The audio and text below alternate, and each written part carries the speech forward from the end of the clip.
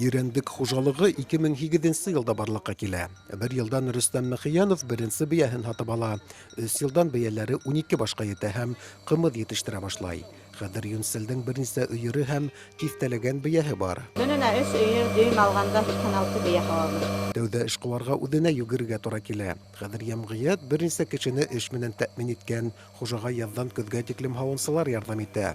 Мал караусылар ел әйләнәһенә эшләй. Başı yakınlaşmayla. Onu bu hala. Bunlar bir karpandarla etken. Karlık'a gelen atlar etken. Başlıkta karpandarla öğretken atlar. Көненә бында уртасы 250 литр бия һөте һавыла. Хужа ел һайын кымыз бешүдә ниндәйдер яңалык индерергә тырыша.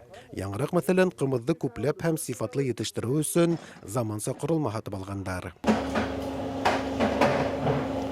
Яңа корылма сыр әзерләү өчен тәгаенләнгән, әмма хужа теләге буенча yetişтерүче уны кымыз бешү өчен кулайлаштырган. Без быел менә ошо корылманы алдык инде. Бу безнең бүтә кымыз бешеүдә, куюда эшебезне еңеләйтә, зур ярдәм итә һәм тулыһынча санитар нормаларга җавап бирә. Кымызды Аскарга, Магнитогорск калаһына һәм Өфөгә озаталар. Шифалы исемлекле кешеләр үзләре лә килеп ала.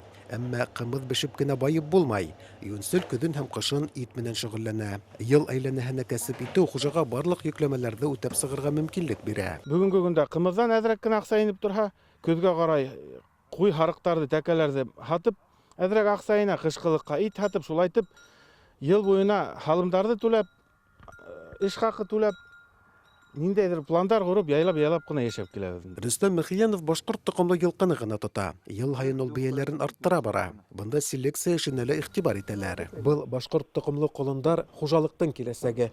Хужа уларга зур өметләр баглай. Киләсәктә бия малдары үсеп етеп, кымыз биреп, табыш килтерергә ярдәм итәсәк. Кымыз бешүчеләрнең республика конкурсында Ирендек хужалыгы кымызы иң яхшыһы дип танылды. Бәйге шарттары буенча киләһе елда кымызчылар ярышы еңүченең туган ягында узгарыла. Бында бүгендән әзерлек эшләре башланганда инде. Закир Шәрипов, Урал Шәрипов, Илфат Хисматуллин, Зарима Хисматуллина, Хәбәрдар Башкортстан.